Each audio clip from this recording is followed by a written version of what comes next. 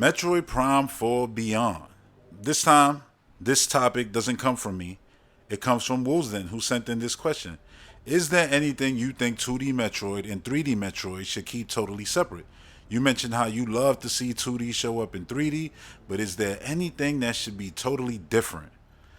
I thought about this, and honestly, while I've said that everything from 2D Metroid, especially Dread, from her sliding and grabbing every ledge, and I compared the way she moves in Dread to the way the Doomslayer moves in Eternal, and I want that in Prime 4. And after playing Call of Duty Black Ops 6 beta all weekend and playing with Omni Movement, even more so, it's 2024. Yes, I want Samus to move even better in Prime 4 than she ever did in Prime 1, 2, and 3. And I think expecting that isn't really a big ask because, again, it's 2024. And not only that, this is a whole new Retro Studios, too, in that there's a whole lot of new developers there who probably have the same kind of feelings, who went through the game since they started developing the game. They said, let me play through the series to see what it is that I'm working on.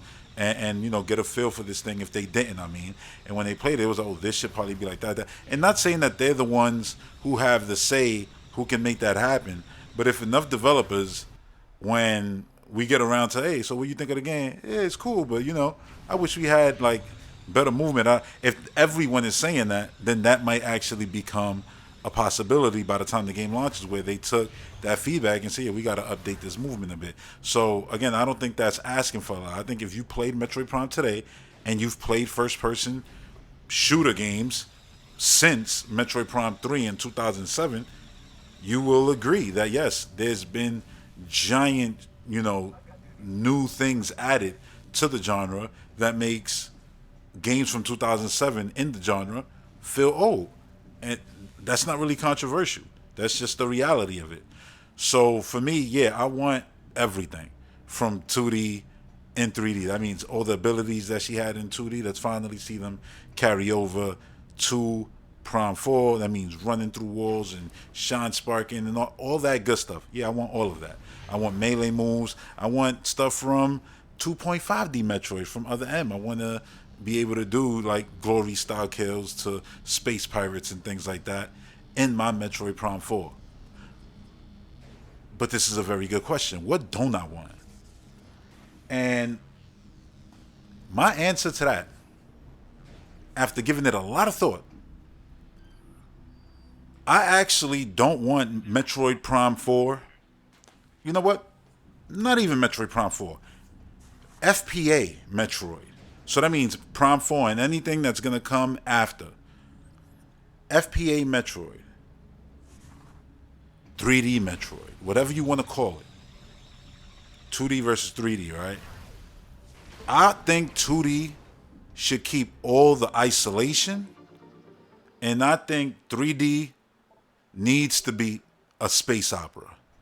The big giant stories of Samus, other bounty hunters, a giant universal, yes, a Silex. Yes, I just mentioned Silex. He was a bounty hunter in the previous game. So I'm already getting what I want. The Federation is already around. You see them. You see the pirates. All of that galactic, space war, all of that. Yeah, that's what I want from my giant FPA 3D Metroid games.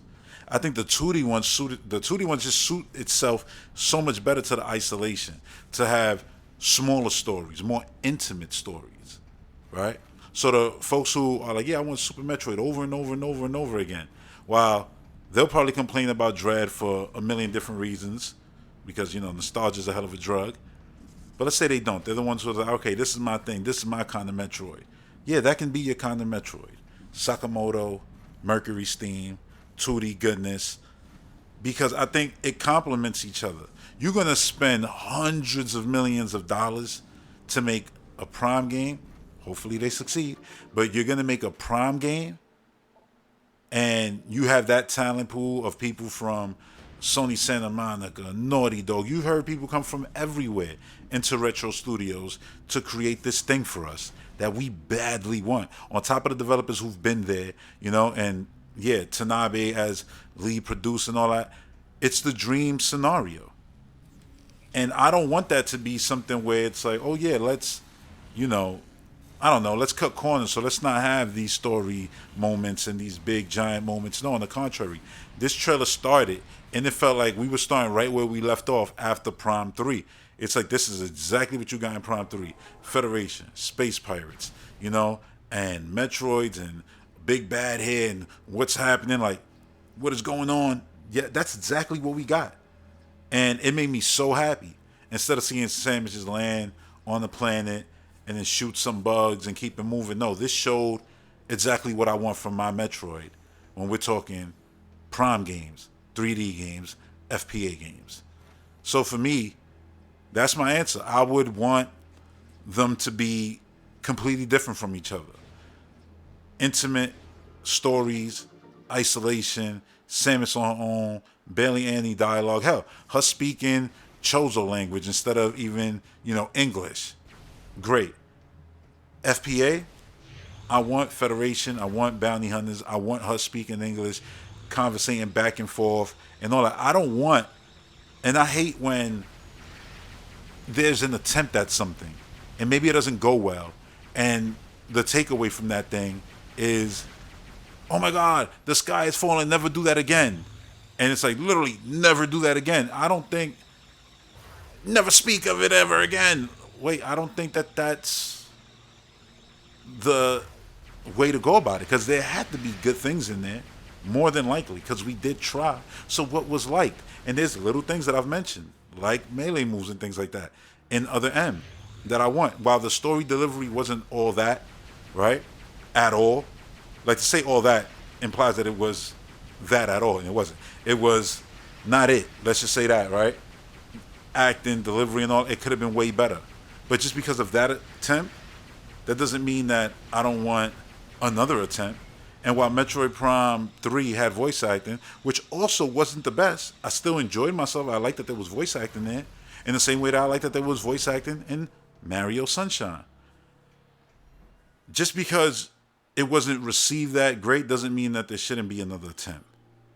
And so when I sit here and I say I want voice acting, I want, epic cinematic moments, I want in-game epic cinematic moments. Like you got a ton of those in Prime 3. You walk into a room, there's space pirates there, conversating, doing something on the computer, turn around, oh, it's action. You see some of the ones in the back jump in the ship and fly away. Like all that kind of stuff, I like that. Because it makes the world feel alive. Like there's something going on here. As I push through, I'm finding pockets where, oh, look, they're right here. And look, oh, they're doing something right there. And you sneak around and all that. Like, that's awesome. And then having moments where you're fighting Ridley and you're falling down, thousands of feet down to your doom. You get saved by a friend, another hunter who's around, another hero of this story, right? Well, hero until they not. But you know what I mean? Like, and then you get saved and help. It's like, oh no, Samus should never be saved. Wait, but then you got the same ones, if she's not being saved, saying, oh, she's, she's just, oh, God tier and could just defeat anything, and there's no, there's nothing special about that. There's no challenge in, like, to her existence and life. So I like seeing Samus sick, throwing up, and trying to, maintain composure. It's showing like, yo, look how strong she is, because I'm still walking through the game and blasting enemies and fighting these giant bosses, but then I stop and start vomiting because while I'm being corrupted, I'm being taken over by this, darkness, whatever. Yeah, like that's all incredible stuff. And having those moments where you're fighting the boss and they're speaking to you and they're taunting you and doing things like that, it's nice. It's only, you only ever hear Nintendo fans a lot of the times be the ones who's like, yeah, I don't want Link to talk. I don't want Mario to, like, everything, no talking. No, and it's like, listen, if they decided to do fully dialogue, like, Zelda game, like Xenoblade is, that has a lot more dialogue, I feel, than something like Breath of the Wild and Tears of the Kingdom, I'm fine with it. But I love the fact that we got voice acting and everything in Breath of the Wild and Tears of the Kingdom, I wish there was some in damn Echoes of Wisdom too, because why not, But anyway, some might say, oh, that's a 2D game. You don't want talking and all that in your 2D game. I mean, I liked it when the Game Boy Advance, the DX version of Link to the Past, they put the yeah, yeah, yeah, all the Link sounds, and I thought that was cool. And I remember some people who hated it. Oh, it's not the same game. I'm like, well, you have the old game right there. You could play that. This ain't hurting nobody. If you don't like it, don't play. And that's why I like when they have options. Oh, you could turn it off, turn it off. If you don't like it, turn it off. Things like that. Put it in Japanese if they got other languages, which they likely would. You know what I mean? Like, you don't have to ruin the fun for everyone else. And I also, like I was saying, I don't think that just because of other M, that means, oh yeah, no, let's not do no talking ever in that or like, absolutely not. You should, because you doing that plants seeds for the tone of this IP. So if someone decides, oh yeah, I'm going to make a movie of that, and they decide to go down the rabbit hole of YouTube because they're probably not going to play the game, or let me watch some cinematics. All you're going to have is other M with cinematics, with voice acting. And no Metroid fan wants that as the leading example of how a Metroid movie should sound. So then that's why I feel like who better than Retro to give Metroid its proper voice? Do better than what they did in 3 and do better than what was done in other M. I think right now, there's no better time than right now. And so when we talk about, things that I want, to, I guess, not carry over, I mean, it's not that I don't want isolation in Prime games, because I absolutely do. I want those pockets where I'm just on this planet now doing my own thing. But I know that it's going to lead to this continuation of this bigger story. And that's no different from Breath of the Wild and Tears of the Kingdom. You get these stories after, your main Gerudo, Zora, whatever. Like, you get your main story beat after you finish the big problem there. They give you some cinematics, and then you go about your business and you just collecting shrines and doing your own thing. And then maybe 30 hours in, there's a little glowing light right here on the floor. Oh, story beat. Oh man, I forgot the story was even a thing. All right, let's watch. Here we go. Oh, okay, that's crazy. And then you keep playing another 5 hours before you find another one of those and get more stories. So I look at it like that. Like, Breath of the Wild, Tears of the Kingdom feels like a very isolated story, even though there's moments where you go, especially in Tears of the Kingdom, and you'll just see that group of heroes of Hyrule just trying to like take out a base, and y'all run in there and y'all all fight together. That's awesome, but it doesn't take away from also you feeling like you're on your own adventure, you and your horse riding around, climbing mountains, finding different just caves and things like that, underground networks with shrines in there and stuff. Like, it still happens. You know what I mean? So I feel like that's the way Metroid should be, the same way, the exact same way. Metroid should have its moments where you're all on your own, but then they lead back to, all right, let's push the story forward. Let's see what the Federation's doing. Let's see what my other partners in this story is doing. And yeah, then we keep going. After every, boss, you could do a little story, whatever, get a message from Aurora unit. It sounds like, man, you just really like Metroid Prime 3. Listen, it was the third in the trilogy, and I felt like they got better with each one, genuinely. I did. I felt like they got better with each one, from world to storytelling to level design. Everything that they did, they streamlined a lot of things, but then they also made a lot of things, bigger, more epic, but then also made, while the world is bigger, they streamlined it in the way they sectioned things off, the way you could traverse and land multiple places, not just elevators, but you also had your ship. All that stuff made to an incredible game. And I want them to build on that, because that was an incredible foundation for a Metroid Prime game.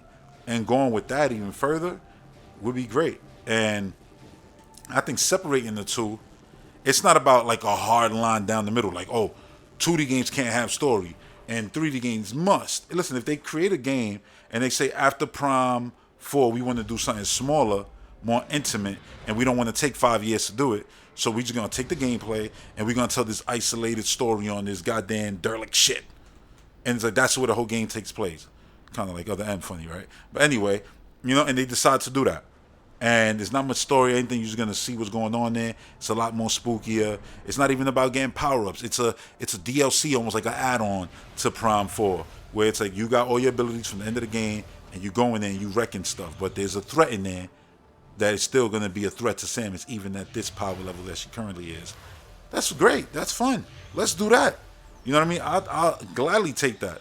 And it's like, yeah, there's no other characters you're going to talk with other than the transmission you're going to get.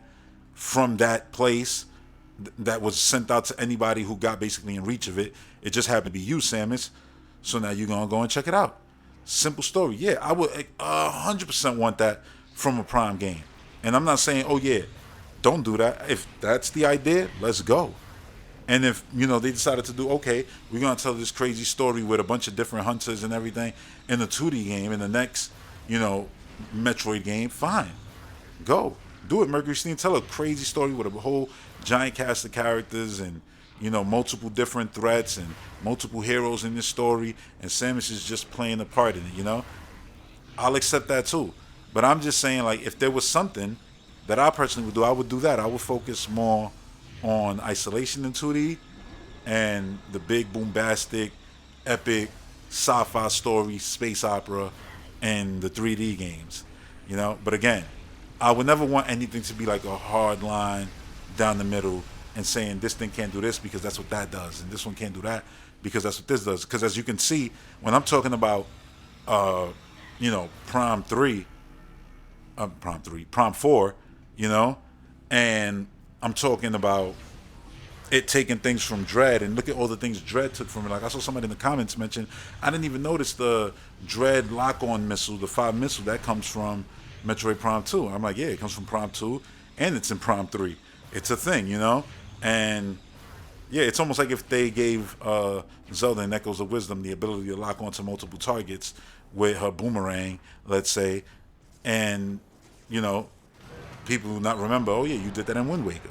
You know what I'm saying? So yeah, the 2D game has been taken from the 3D game. Like I said in the previous videos, they've been taking a lot from the 2D games. I mean, from the 3D games. So I feel like it's time that the 3D game takes from the 2D. And what the 2D game did was make Samus Aran, badass bounty hunter, the one we all imagined in our heads, and the one that we saw, in Smash Brothers. Like, oh, that's the way Samus moves. Now, when you watch Dread gameplay, you're like, yeah, that's Samus right there, sliding, running, jumping, grappling, climbing walls, all these things. And we have games out there that prove that, yeah, all of this is possible in the FPA, and would definitely make for a better FPA because of all the different traversal techniques you have. It'll also change up the gunplay and make it better because now you got to design enemies that have to be tailor-made for our moveset, our new moveset. They can't be the same old Prime enemies, because if you sliding around, imagine you have Doom Eternal's gameplay with any enemies from the Prime series. You just wrecking everything. It's like playing Doom Eternal on something like lower than easy.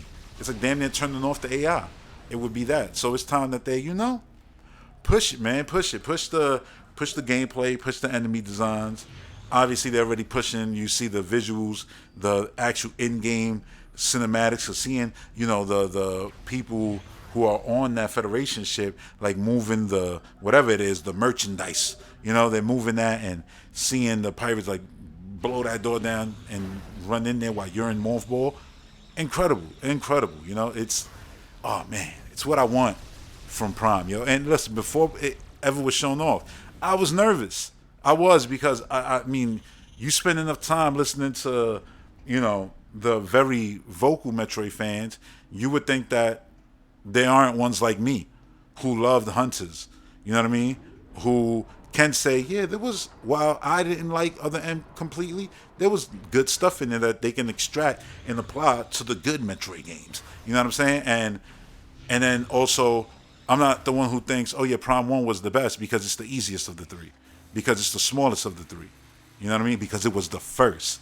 And people always love that introduction, that first. You know what I'm saying? And it's like, yeah, this thing that come after, that take everything from the first and then build on it and make it better. And while I know many of you may not agree, I think 2 and 3 are better games than Metroid Prime 1. And I really wish that Metroid Prime 2 and 3 got the same treatment that 1 did with the remaster on Switch, because I would love to hear people who would have just played through the whole thing back to back to back. Granted, if you play back to back, you're probably already going to be tired by 2, so it might shift your opinion of 3, but then it shifts your opinion of 2 because you just played through the whole 1, and now you're like, oh yeah, this Dark World thing, and this just feels like more busy work, but it's really not. It's really just, It's really cool, man. It really is. Like I love the dark world and all that. But anyway, yeah, man. Like so many good areas in Prom too, like that I just absolutely love. That some might look at as bleak and drab, but I think the fortress, that whole technology base, come on, there was nothing like that in Prom One, you know. And the closest thing to that is Skytown Elysium in Prom Three. But then Torvis Bog, it was like oh run down and just nasty. Like Swamp Thing could have came out at any moment. Like it was just gorgeous, man. I love that game, and I would have loved to see those games remade. And I hope this still happens, you know, for the Switch or the next one, so that people could play those. Because honestly, it is a tragedy if the only Prime game you've ever played is the first one. The other two are just as good, if not better. And your boy right here believes they're better. So yeah, I want you to experience those. But yeah, that's gonna do it. That's gonna do it. Thanks for tuning in. Wolves Den, thanks for sending in the question.